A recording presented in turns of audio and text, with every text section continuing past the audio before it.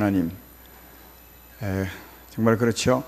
어제 하나님의 은혜로 정말 은혜롭고 좋은 임직식이 있었습니다. 임직 받은 분들에게 진심으로 축하하고요, 또 그동안 준비한다고 수고하신 우리 성도님들께, 또 기도해 주신 여러분들께 진심으로 감사드립니다. 찬양을 잘 듣고 은혜가 되었는데, 전에 우리 약속하기를 박수는 치지 맙시다 했으니까 치고 싶어도 못 치는 마음이 오늘 전 느끼게 됐습니다. 그러면 한번 우리 하나님께 확 열고 한번 치면 좋겠습니다. 감사합니다. 하나님 말씀을 보겠습니다. 창세기 13장입니다. 창세기 13장 1절부터 13절까지 조금 길지만 제가 봉독해 드리겠습니다.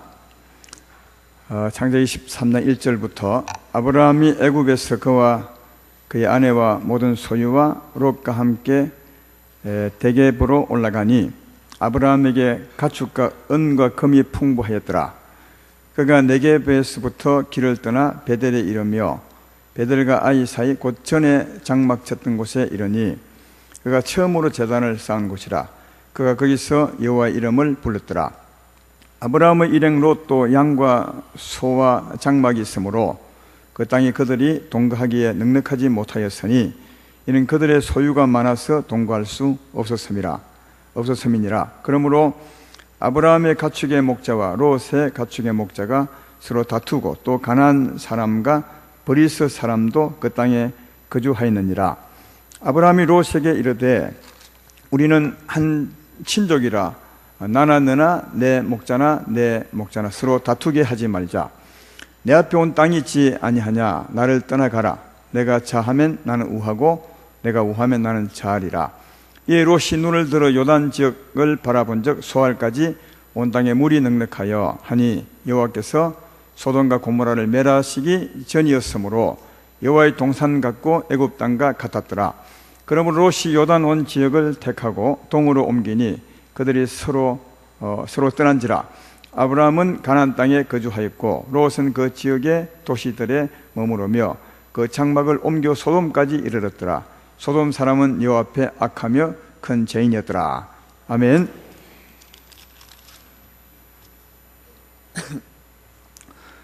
오늘 전할 말씀의 제목은 화평케 하는 자 복이 나니, 많이 듣던 말이죠. 이런 제목으로 말씀을 전하겠습니다. 화평한다는 말은 싸운 두 사람이 화목하게 되는 것을 화평이라 합니다. 그러므로 싸우던 두 사람이 화평을 하려면, 화목하려면 반드시 화목하고자 하는 사람, 화평고자 하는 사람이 양보를 해야 됩니다. 손해를 해야 화평을 이룰 수가 있습니다. 그렇지 않고 자기를 주장하게 되면 싸움은 끝이 나지 않습니다. 다툰다는 말이 뭐냐 하면 자기 주장을 꺾지 않는다는 말이거든요. 자기 주장을 고집한다는 말입니다. 그래서 다투는 곳에 가보면 서로 팽팽한 줄을 당기듯이 양보하지 않고 자기의 주장을 꺾지 않습니다. 그때는 싸우게 될 수밖에 없고 그 싸움이 끝이 나지 않습니다. 한쪽이 양보할 때 그때 싸움이 끝나고 또 화평이 이루어지게 됩니다. 그렇지만 사람들의 그 삶을 보면, 이런 삶의 현장을 가보면 절대로 꺾지 않고 또 자기가 주장하는 대로 상대방이 양보해 주기를 바랍니다. 그래서 상대방이 내 뜻대로 양보해 주어서 내 뜻대로 화평하기를 바랄 때가 참 많은데, 그건 절대로 진정한 화평을 이룰 수가 없습니다. 온전한 화평을 이루려면 반드시 화평하고자 하는 사람이 양보를 해야 됩니다. 손해를 해야 온전한 화평이 될 수 있다 하는 겁니다. 오늘 본문의 내용도 아브라함과 롯, 아브라함의 조카 롯이 화평을 이루는 그런 말씀을 알 수 있는 그런 내용이죠. 오늘 본문 앞부분에 보면 아브라함과 롯의 일행이 애굽 땅을 갔다 옵니다. 나중에 자세히 말씀하겠지만 애굽 땅에 갔다 오면서 하나님의 은혜로 재산이 많아집니다. 그 당시에 재산은 주로 이제 가축들 아니겠습니까? 소와 양과 이런 가축들인데, 아브라함도 가축이 많아지게 되고 또 롯도 가축이 많아지게 되었습니다. 그래서 이제 가축을 먹이려면 좋은 땅이 필요한데 풀이 있어야 되니까요. 그들이 거주하기에 그 땅이 좀 좁았던지 서로 막 싸웠습니다. 싸운다는 말은 좋은 풀이 있는 땅, 좋은 땅을 차지하려고 롯의 가축의 목자들과 아브라함의 가축의 목자들과, 그러니까 아브라함 집안과 가축 그 롯의 집안이 싸웠던 것을 볼 수가 있는 겁니다. 그래서 어느 날 아브라함이 이 싸우는 것을 보기가 안 좋았던지 롯을 불러서 말씀을 하죠. 롯아, 내가 너하고 친족인데 이렇게 싸웠어야 되겠느냐? 싸우지 말자. 그러므로 네가 나하고 좀 나눠져서 살면 좋겠다 하면서 롯에게 말하기를, 네가 우하면 내가 자하고 네가 자하면 내가 우할 것이라. 그래서 네가 먼저 선택권을 가지고 테카에 가라. 그러면 나는 그 다음에 테카에서 그 땅에 내가 차지하리라. 그렇게 했습니다. 그때 롯이 눈을 들어 쭉 살펴보니까 저쪽이 참 좋을 것 같아요. 동쪽이 참 좋아서 삼촌, 저는 이 동쪽을 차지하겠습니다. 이 조카 삼촌, 조카 놈이 삼촌에게 양보하면 될 텐데 자기 좋은 땅을 차지해서 이제 가게 되죠. 그래서 이제 싸우지 않고 싸움이 끝나고 합행하게 되는 것을 볼 수 있습니다. 여기도 보십시오. 아브라함이 롯과 합행함에 있어서 합행하고자 하는 아브라함이 양보를 하죠. 손해를 보게 됩니다. 선택권을, 그 당시에 선택권은 굉장한 선택권이죠. 좋은 땅과 나쁜 땅. 요즘은 땅값이 얼마나 비쌉니까? 한 평에 1,000만 원 한 땅값과 한 평에 200만 원 한 땅값 할 때 아브라함에게 네가 1,000만 원짜리 땅을 택하면 나는 200만 원짜리 땅을 택하겠다, 이렇게 말한 것이니까 이거 쉬운 일이 아닙니다. 굉장한 손해를 보았습니다. 그래서 합행하게 되는 것을 볼 수 있습니다. 만약 아브라함이 선택권을 가지고 롯에게 말했다면 이 합행은 안 이루어질 겁니다. 예를 들면 아브라함이 롯에게 말하기를, 우리가 싸웠어야 되겠느냐, 그러므로 내가 좋은 땅 차지할 테니까 네 나쁜 땅 가, 이렇게 말하면 이건 합행이 안 이루어지죠. 손해를 봐야 되는 거죠. 그런데 사실 아브라함이 그렇게 할 수 있습니다. 왜냐하면 아브라함이 삼촌이고 연세도 많고, 삼촌이고 연세도 많고, 또 아브라함이 재산도 많았으니까 힘도 좋았던 거죠. 여러분, 그 당시에 재산은 아까 말했던 것처럼 가축이니까 가축을 치려면 종들이 많아야 되거든요.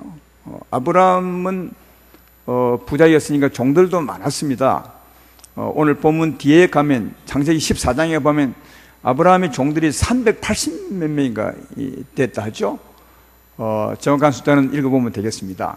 그러니까 그 당시에 재산이 많다는 말은 힘이 좋다는 말이거든요. 그러니까 아브라함은 나이도 많고 삼촌이고 힘도 좋은데, 그래서 롯에게 너 오른편으로 가, 얼마든지 할 수 있거든요. 그렇죠. 그러나 만약 그랬다면 롯이 힘이 없어서 그곳에 나쁜 땅을 택하여 가겠지만, 그래도 롯의 마음속에는 칼을 품는 거죠.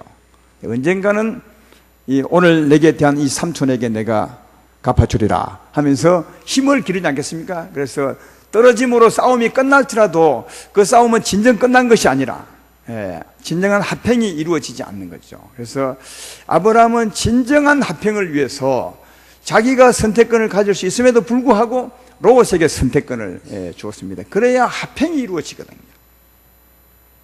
제 말 이해되면 아멘 합시다.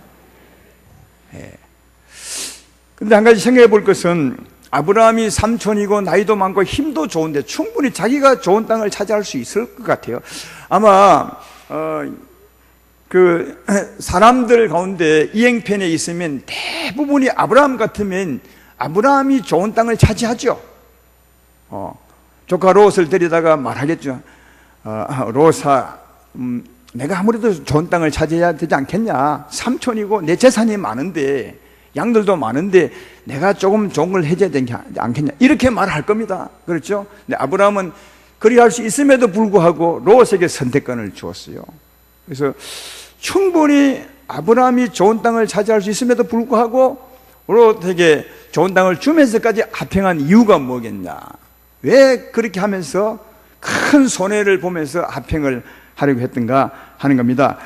그것은 겉으로 이유는 8절에 나와 있죠. 8절을 한번 보십시오. 아브라함이 롯에게 이르되 우리는 한 친족이라 너나 나나 내 목자나 서로 다투게 하지 말자. 그렇게 말합니다. 무엇 때문에? 친족이라는 거예요. 가족이다. 근데 이 가족이라는 말은 이제 겉으로 드러난 모습이죠. 관계죠. 친족이라고 다 합행합니까? 아니잖아요. 그냥 이것은 겉으로 말한, 겉으로 드러난 그 모습 관계뿐입니다. 근데 진짜 이유는 뭐겠어요? 예수 믿는 우리라면 이걸 아셔야 됩니다. 진짜 이유가 뭐겠냐? 진짜 친족이기 때문에 합행하자 하긴, 그것도 되겠지만 그보다 더 큰 이유가 뭐겠냐?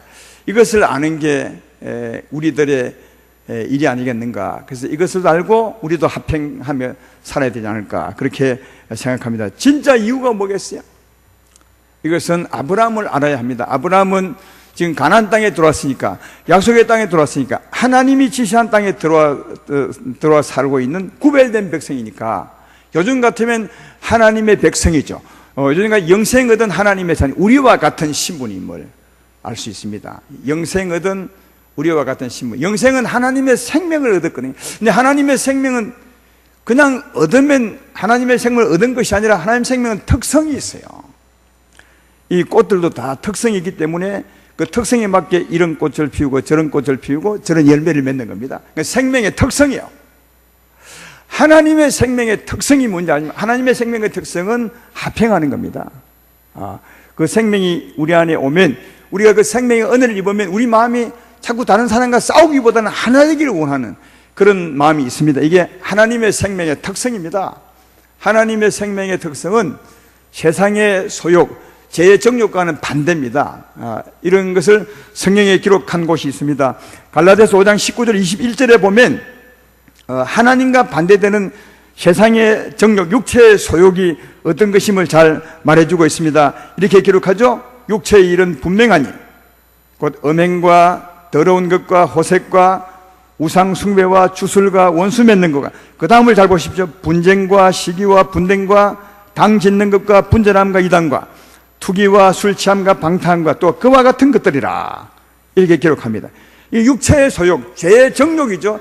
죄의 정욕의 그 성질은 어떤 것이냐? 싸우고 분쟁하고 시기하고 나누어지고 당짓고 분열하고, 이런 게 그 생명의 특징이요. 그러니까 죄인들은 늘 싸웁니다. 나누어집니다. 끊임없이 나누어지죠. 왜 그러냐면 그들 안에 있는 생명, 그들의 마음을 주관하는 힘이 분열과 이단입니다. 다투게 하는 욕심의 영이기 때문에 그런 삶을 살 수밖에 없는 겁니다. 그러나 하나님의 생명은 다릅니다. 하나님의 생명은 갈라디아서 5장 22절로 23절에 바로 이어서 데비드에게 기록하고 있죠. 오직 성령의 열매는 사랑과 희락과 화평과 오래 참음과 자비와 양성과 충성과 온유와 절제니, 그렇게 말합니다. 오늘 말씀에 비춰보면 사랑과 화평이라는 거죠. 여러분, 사랑이 뭔지 아십니까? 사랑은 고린도서 13장에 잘 말해주고 있지 않습니까? 사랑은 오래 참고 온유하고 무례히 행하지 않고 자기 유익을 굳지 않고 모든 것을 참으며 모든 것을 믿으며 모든 것을 바라며 모든 것을 견디느니라. 이게 사랑의 성질입니다. 오래 참고 온유하고 내 유익을 위하기보다는 이웃의 유익을 위해서 살고 성리지 않고 모든 것을 참고 기다리고 견뎌주는, 왜요? 그와 합행하려고. 하나님의 생명은 합행의 생명이죠. 사랑과 합행과. 왜 어린 사람을 오래 참아주는 겁니까? 견디고 바라봐 주는 것입니까? 언젠가는 이 사람이 잘 될 거야. 언젠가는 그 사람이 변하여서 새 사람이 될 거야. 그때까지 기다려주는 거죠. 그러니까 그와 진정 합행하기 위해서 참아주는 거고, 오래 기다려주는 거고, 바라봐주는 거거든요. 이게 사랑의 능력이란 말이죠. 그래서 하나님의 사랑의 생명을 받으면 그 생명이 우리 안에서 자꾸만 싸우면 불편하게 하고, 싸우면 마음이 불편합니다. 나누어지면 막 밤에 잠을 못 잡니다. 괜히 양심에 가책이 되고, 그러나 하나가 되고 또 서로 사랑하고 이해하면 마음이 편합니다. 이게 하나님의 생명의 특성입니다. 성령은 하나 되게 하는 거죠. 그래서 에베소서 4장 2절로 3절에도 화면에 안 나옵니다만은 이렇게 말하죠. 모든 겸손과 온유하고 오래 참음으로 사랑 가운데서 서로 용납하고 평안에 매는 줄로 하나 되게 하신 것을 힘써 지키라. 성령이 하나 되게 하신 것을 힘써 지키라. 성령은 하나 되게 하는 거죠. 화평하게 만들고 용서하게 만들고 이해하게 만들고, 그래서 하나 되게 하신 이 성령의 능력을 지키라. 이게 하나님을 사랑하는 거다. 그렇게 말합니다. 그러니까 아브라함에게는 하나님의 생명이 있었어요. 이 생명이 발동하는 거죠. 싸울 때 너무 불편한 겁니다. 왜? 하나님 때문에. 그래서 아브라함이 롯을 불러다가 자기가 그렇게 손해보기까지 하면서 절대적인 선택권을 가진 사람인데 손해보기까지 하면서 온전한 화평을 이룬 것은 하나님 때문이었어요. 하나님의 사랑, 하나님의 생명 때문에 하나님을 사랑함으로 그렇게 롯과 화평했던 것을 발견해 볼 수 있다. 또 하나 아브라함이 롯과 화평하려 했던 것은 뭐냐 하면 삶이, 먹고 사는 것이 하나님께 달렸음을 알았어요. 아브라함이 최근에, 오늘 본문 최근에 아까 애굽에 갔던 얘기를 하는데 왜 애굽에 갔냐 하면 하나님이 아브라함에게 내가 지시하는 땅으로 가라.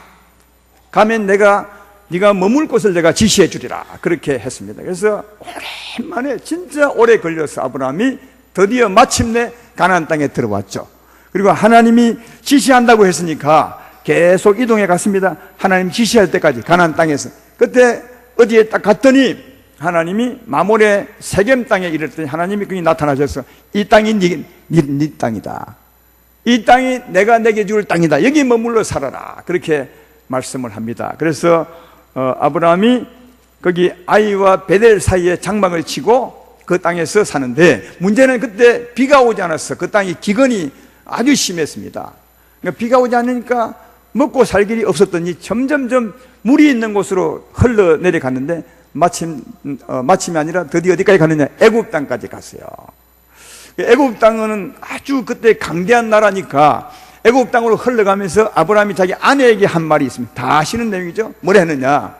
당신은 정말 아리따운 여인이기 때문에 애굽 땅에 갔을 때 당신이 나를 보고 남편이라 하면 나를 죽이고 당신을 데려갈 거다. 그래서 나를 제발 살려주는 양으로 이제부터는 내 아내를 하지 말고 내 누이를 하라. 다시 말하면 나를 오빠라 하시오. 그렇게 했습니다. 참 짜단한 남편인지 모르지만 그러나 그 당시에는 법이 없으니까 그럴 수밖에 없었습니다.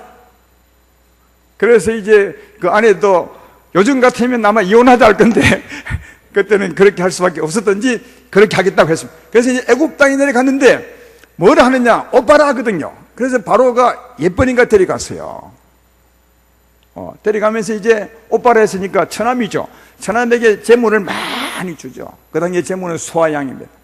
그래서 이제 아브라함은 자기 아내 때문에 재물을 많이 얻었지만 그 마음은 얼마나 상했겠습니까? 아내를 빼앗겼는데요. 근데 이제 그날 밤에 하나님의 은혜가 있었습니다. 바로가 아브라함의 아내를 가서 치하려 할 때 하나님이 그 밤에 나타나서 진노하죠. 재앙을 내리죠. 네가 왜 남의 아내를 데려다가 네 아내로 삼으냐? 아주 크게 아마 재앙을 내렸던 것 같아요. 너무너무 두렵고 놀래서 바로가 아브라함을 부르죠. 네가 왜 내게 거짓말을 하느냐? 아브라함이 변명하잖아요. 당신이 나를 죽일까 싶어서 그럴 수밖에 없었습니다. 여러분, 이쯤 되면 하나님 진노 때문에 그 아내는 돌려줄지 몰라도 아브라함은 벌을 받아야 합니다. 그렇잖아요. 근데 하나님이 얼마나 바로를 위협했던지 아내도 돌려주고 재산도 그대로 두고 아브라함도 보냅니다. 여기서 아브라함이 큰 것을 깨달았던 것 같아요. 뭐냐 하면, 이게 먹고 사는 게 땅에 있는 것도 아니고 기근에 있는 것도 아니고 누구야? 하나님께 있구나. 이걸 알게 되죠. 애굽 땅에서 이것을 발견하게 됩니다. 내 삶의 중간에는 하나님이구나. 나는 하나님의 땅을 떠나왔지만 하나님이 여전히 나와 함께 하시사 나를 지켜주셨구나. 이것을 깨닫고 바로 다시 전에 가나안 땅으로 돌아옵니다. 그때는 기근이 끝나지 않았을 때입니다. 기근 때문에 내려갔는데 아직 기근이 끝나지 않았는데 다시 그 땅으로 돌아옵니다. 그게 오늘 본문에 있지 않습니까? 3절부터 읽어볼까요? 그가 내게 애굽이죠 부터 길을 떠나 베델에 이르며 베델과 아이 사이 곧 전에 장막 쳤던 곳에 이르니, 전에 장막 쳤던 곳 어딘데요? 그 앞에 보면 나와 있죠. 8절에 보면 나와 있습니다. 거기서 베델 동쪽 산으로 옮겨 장막을 치니 서쪽은 베델이요 동쪽은 아이라. 그가 그곳에서 여호와께 제단을 쌓고 여호와 이름을 불렀더니, 그렇게 되어 있죠. 여기 전에 장막 쳤던 그대로 왔습니다. 기근 중에요. 그러니까 하나님이 내 삶의 주관자님이 깨닫고 바로 돌아온 거죠. 돌아와서 다시 돌아온 거기서도 4절에 보면 그가 처음으로 제단을 쌓은 곳이라. 그 거기서 여호와 이름을 불렀더라. 전에도 이름을 불렀지만 그 후에도 이름을 불렀어요. 그러나 제가 보기에는 전에 이름 불렀던 그 내용과 마음과 지금 부르는 이 아브라함의 마음은 달랐던 것 같아요. 전에는 하나님이 나를 구원해 주시고 이 땅에 오게 하신 건 너무너무 감사합니다 이랬겠죠. 그러나 그때는 하나님이 내 삶의 주관자이심을 몰랐습니다. 그래서 기근이 오면 하나님 말씀을 버리고 애굽 땅으로 내려갔던 거죠. 요즘 같으면 하나님 믿는 사람이지만, 은혜 받은 사람이지만 세상으로 가는 거죠. 삶이 너무 힘들었어. 근데 세상에서도 하나님은 버리지 않고 은혜를 베풀어 줍니다. 거기서 내 삶의 주관자가 하나님이시고 깨닫죠. 좋은 땅이 아니라, 기근이 아니라 내 삶의 주관자는 하나님이시다, 이걸 깨닫고 즉시 돌아와서 이름 부르는데, 이때 아마 이름 부를 때는 이렇게 하겠죠. 나를 구원하시고 나와 함께 계시고 내 삶의 주관자는 하나님이십니다, 이렇게 이제 이름을 불렀겠죠. 그래서 이름을 불렀어요. 그러니까 바로 이 하나님이 내 삶의 주관자임을 알았습니다. 그래서 롯에게 땅을 양보하는 거죠. 왜? 좋은 땅이라고 잘 사는 것이 아니라 나쁜 땅을 선택해도 하나님이 축복하시면 된다는 것을 알았거든요. 그래서 아브라함이 이것을 깨닫고 난 후에, 그래 맞아, 네가 좋은 땅, 하나님 좋은 땅 해. 좋은 땅이 좋은 땅 아니라고 잘 사는 것이 아니라 하나님이 함께 해야 돼, 이것을 깨달았던 거죠. 여러분 정말 그런 것 같아요. 우리는 세상에 살고 보이는 것을 보고 사니까 세상의 풍조와 정세를 너무 많이 봅니다. 그 세상이 좀 잘 돌아가면 야 이제는 사업이 잘 되겠구나, 내가 잘 살겠구나, 돈 좀 벌겠네, 다 그리 생각하죠. 그죠? 다 풍세를 보고 정세를 보는 거죠. 나 절대로 그렇지 않습니다. 그래서 아브라함도 처음에는 그랬습니다. 그래서 아브라함은 살기 좋은 애굽 땅으로 내려갔죠. 거기서 깨달은 것은 그것 때문에 잘 사는 것이 아니라 내가 잘 살고 못 사는 것은 하나님이심을 깨닫고 돌아오게 됐죠. 이런 게 신앙의 성장 같습니다. 우리가 처음 예수 믿을 때는 어려우면 자꾸 세상을 봅니다. 주위의 환경을 봅니다. 그래서 자꾸 그것을 극복을 하지만, 신앙이 좋아진다는 말은 환경이 어려워도 내 삶의 주관은 하나님이 하신다, 이것을 믿는 것입니다. 그래서 내가 살고 못 사는 것은, 내가 잘 사는 것은 환경이 아니라, 좋은 땅이 아니라, 또 기근이 아니라 뭐라고요? 하나님이시구나, 이것을 아는 거죠. 이것을 알면 좋은 땅은 큰 의미가 없어요. 나쁜 땅도 큰 의미가 없습니다. 하나님의 뜻만 있으면 되는 겁니다. 하나님만 함께하면 되는 것입니다. 그래서 아브라함이 롯에게 선택권을 맡겼어요. 아브라함이 롯에게 선택권을 맡긴 건 두 가지 이유입니다. 하나는 하나님을 사랑하기 때문이요, 하나님의 사랑이 그 안에서 운동하고 있는 거예요. 합행하라. 내가 왜 싸우느냐? 하나님의 사람이 싸우셔야 되겠냐? 하나님의 생명을 가진 사람이 싸우셔야 되겠냐? 그래서 하나님의 생명, 하나님의 소원, 하나님을 사랑함으로 합행했고, 또 하나는 하나님을 믿음으로 했던 거예요. 내가 나쁜 땅을 차지한다 해도 하나님이 축복하시면 되는 거야. 그래서 하나님을 사랑함으로, 하나님을 믿음으로 선택권을 롯에게 딱 주죠. 그래서 롯은 정말 좋다고 했겠죠. 야, 삼촌이 어쩐 일이냐, 나보다 나이도 많고 힘도 좋은데 이 조카인 내게 선택권을 맡겨 땅 눈을 들어 돌려보더니 좋은 땅 딱 택하여가지고, 아브라함은, 아니 롯은 무엇을 택하였냐? 하나님을 택한 것이 아니라 좋은 땅을 택하여가지고, 좋은 환경을 택하여가지고. 그러나 롯의 장래는 아주 불행하게 됩니다.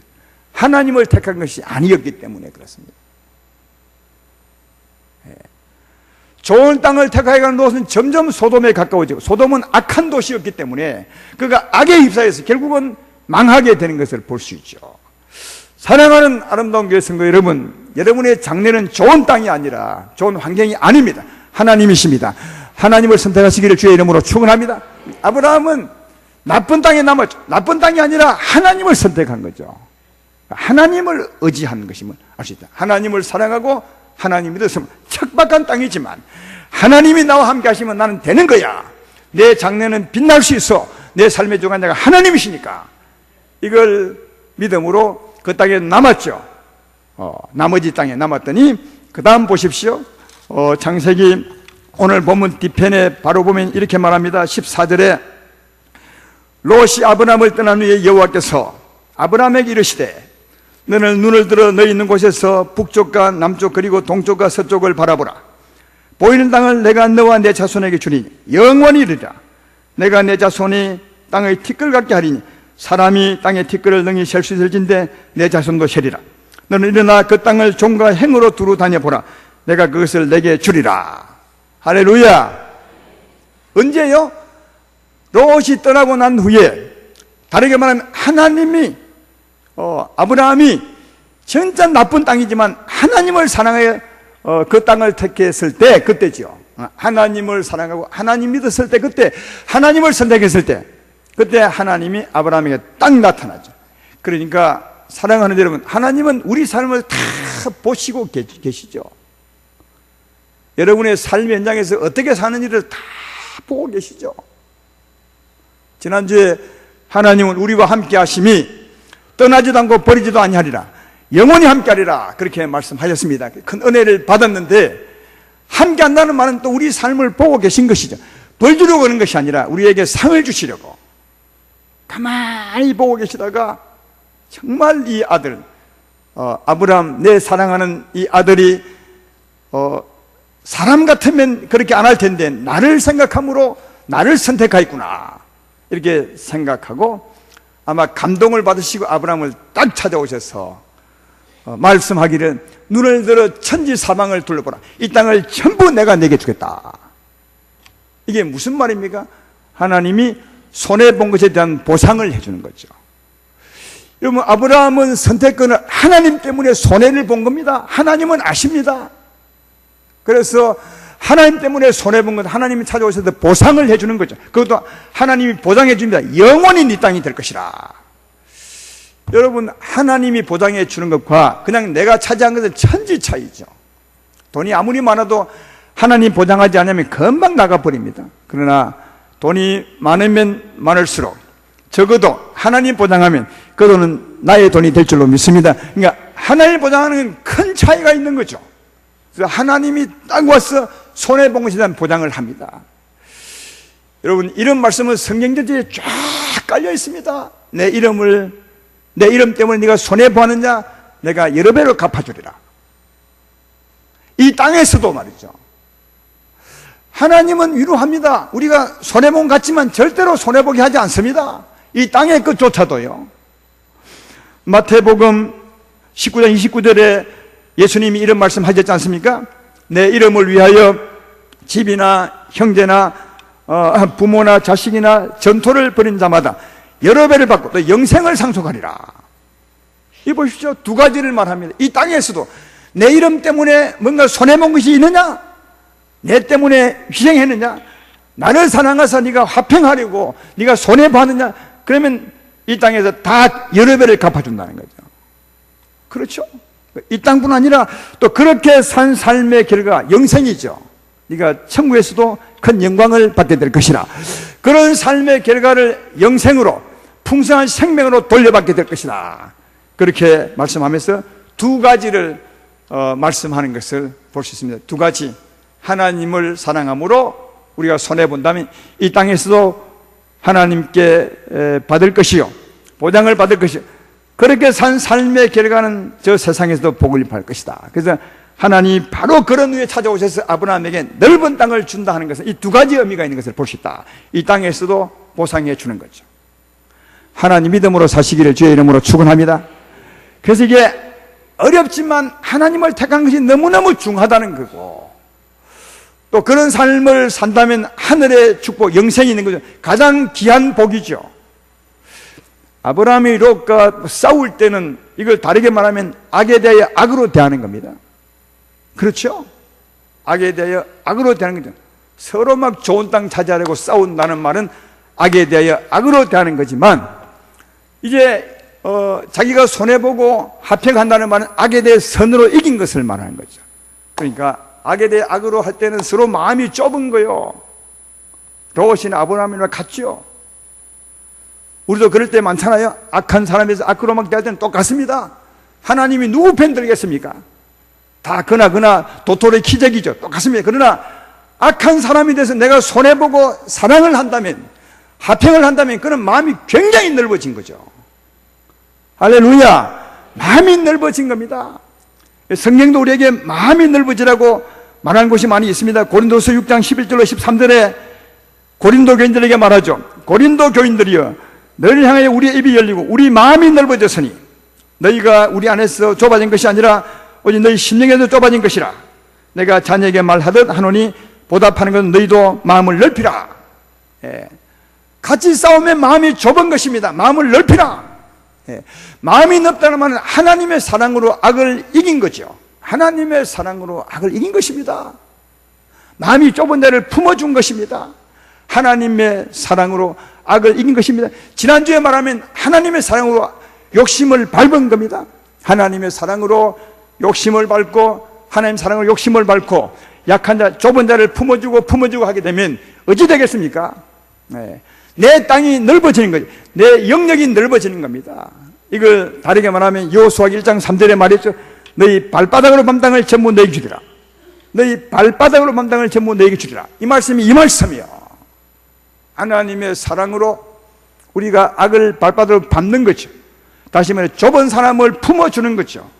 그러면 우리의 영적인 땅이 넓어지는 거다. 여러분, 이게 우리 영혼의 재산이에요. 여러분은 무엇을 목표로 사는 것입니까? 이 땅의 재물입니까? 이 땅의 넓은 땅이십니까? 아닙니다. 저 하늘의 넓은 땅입니다. 저 하늘의 넓은 땅은 어떻게 차지하는 것입니까? 하나님의 사랑으로 밟는 겁니다. 밟아가는 거죠. 악한 자를 하나님 사랑으로 이기는 거죠. 밟고 밟으면 그 밟은 땅을 네게 주리라. 내 땅은 넓어지는 거죠. 마음을 넓히는 겁니다.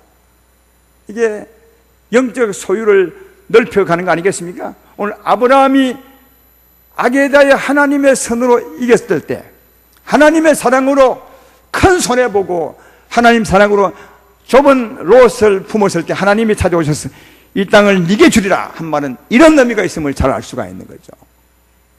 넓은 땅을 주리라. 이런 삶을 살면 넓은 땅을 네가 가지게 될 것이라.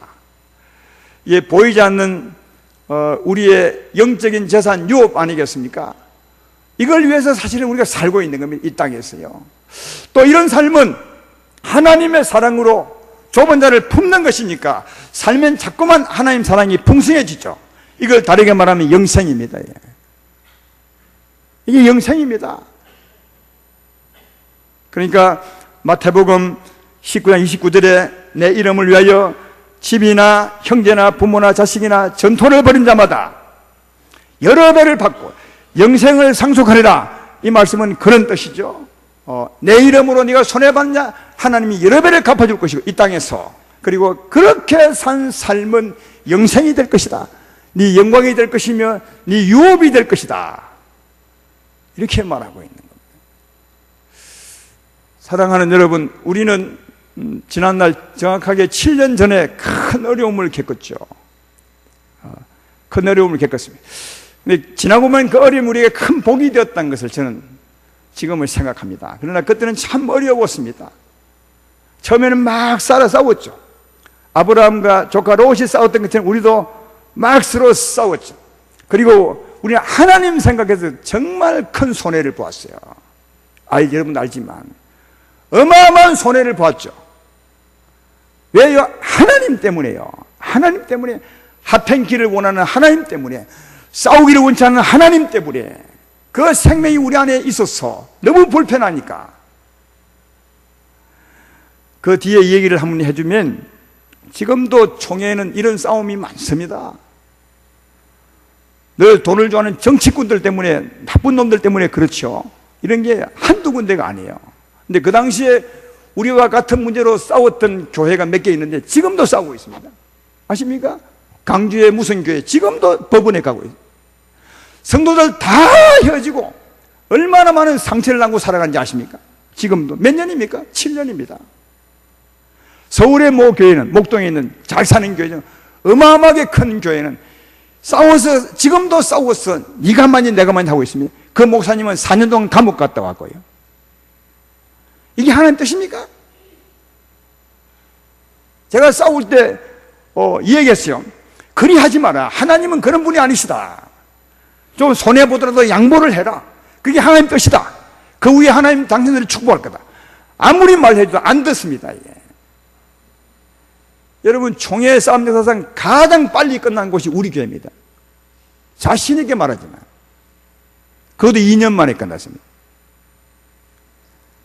왜 끝난 것입니까? 우리가 아브라함처럼 큰 손해를 봤죠. 왜? 그래야 합행하니까. 이루 말할 수 없는 손해를 봤죠. 큰 손해를. 그래서 더 싸우지 않았습니다. 그 겉으로는요. 예. 그것뿐입니까? 그 후에 우리가 이 노예와 싸웠던데 이 노예 가운데 머물러 있었습니다. 왜 머물러 있었습니까? 싸우고 가버리면 여전히 싸운 채로 싸우는 흔적을 가지고 가 있기 때문에 하나님 앞에 해결이 안 되는 겁니다. 싸웠다면 합행해야 되는 것이다. 합행하기 위해서, 우리가 손해받는 합행하기 위해서, 좁아진 그들을 품기 위해서 이게 남아 있었습니다. 거짓말인 줄 아십니까? 장로님들 물어보십시오. 그때 우리 회의를 했습니다. 우리가 어찌할까? 여기 남아 있어서 합행합시다. 장로님들이 대단한 분입니다. 그래서 남아서 우리를 씹고 욕했던 사람을 품었습니다. 사랑했습니다. 7년이 지난 지금 어떻게 합니까? 전부 우리 교회를 높여봅니다. 우리끼리 할 얘기지만요. 전부 우리를 높여봅니다. 너무 아름다운 교회라고 합니다. 어제도 예식하고 난 뒤에 다 이구동성으로 하시는 말씀이 뭔지 아십니까?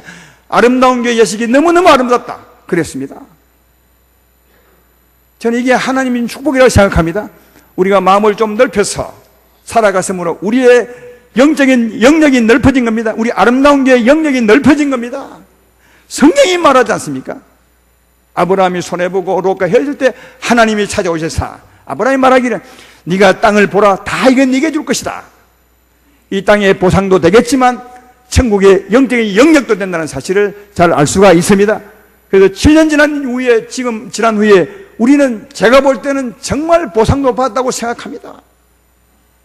어려운 세월을 지나오면서도 보십시오. 교회당 깨끗하게 리모델링은 안 했지만 정리도 하고 말이죠. 지붕도 페인트 칠하고 얼마 안 되지만, 그러나 교육관도 짓고, 이게 가능한 일 같으십니까? 저는 하나님의 은혜라고 생각합니다. 손해본 우리를 하나님이 기억하시고 오셔서 축복하신 겁니다.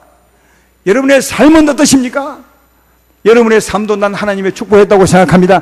앞으로 더 축복할 것입니다.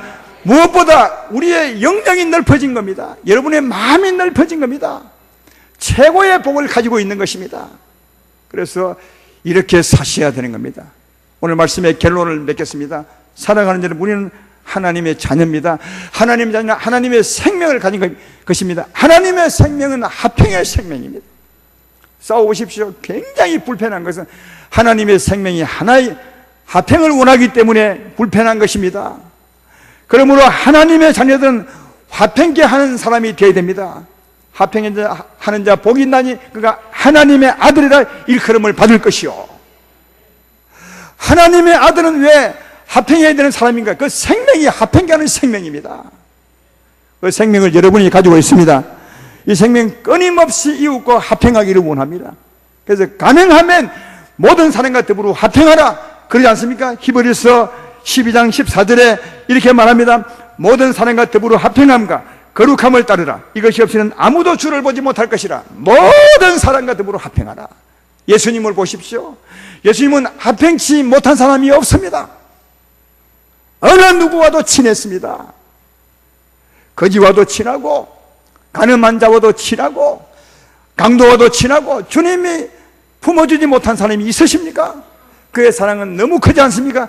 그의 사랑은 너비는 세상 모든 사람을 다 품었습니다. 이 세상에 태어난 어떤 죄인도 다 품었죠. 그게 하나님의 사랑의 넓입니다. 그리고 길이와 그 길이는 끝까지 사랑하시는 거죠. 끝까지. 가다가 놓치는 것이 아니고, 가다가 배신하는 것이 아니고, 가다가 버리는 것이 아닙니다. 끝까지 사랑하십니다. 할렐루야. 그리고 그의 높이 순수한 사랑, 우리를 사랑하는 순수한 사랑, 깨끗한 사랑, 욕심이 없고 의도가 없는 사랑, 그리고 그 깊이는 그 진한 사랑, 죽기까지 우리를 사랑한 그 사랑. 그러니까 예수님의 그 사랑의 넓이는 어마어마한 거죠. 그래서 주님이 가장 부자입니다. 가장 부자. 우리가 예수님을 따라가는 것은, 온전히 가진 주님을 따라가는 것은 우리도 주님처럼 넓혀지기 위한 겁니다. 할렐루야. 넓혀지기를 주의 이름으로 축원합니다. 여러분이 넓혀 간다면 우리의 기업도 정말 넓을 것입니다. 이걸 위해서 소망으로 살아가는 게 우리의 삶입니다. 그러므로 합행하십시오. 근데 합행할 때는 꼭 손해를 봅니다. 그러니까 합행하기 원하는 사람은 큰 자입니다, 여러분. 두 사람이 싸우다가 합행하기를 원하는 사람이 큰 자지, 싸우고자 하는 사람이 큰 자입니까? 그러니까 진정한 용기 있는 사람은 합행을 원하는 사람이죠. 손해보는 사람이라 그 말이죠. 그러니까 합행하기 위해서 내가 손해보는 사람, 크게 손해볼수록 크게 손해보면서도 합행하려 하는 자, 그 사람이 큰 자입니다. 주님은 그랬습니다. 자기 목숨까지 손해보면서 우리와 합행하기를 원하셨습니다. 그러므로 합행하는 곳에 손해가 있습니다. 희생이 있습니다. 그러나 하나님이 반드시 보상합니다. 그리고 우리의 영역이 넓어지게 된다. 그러므로 사랑하는 아름다운 교회 성도 여러분들이여, 하나님의 사랑으로 합행하십시오. 하나님을 경외함으로 합행하십시오. 그것이 진짜 우리의 복이고, 교회의 복이고, 집안의 복이고, 우리 가문의 복임을 알 수 있습니다. 이런 모습으로 살기를 주의 이름으로 축원합니다.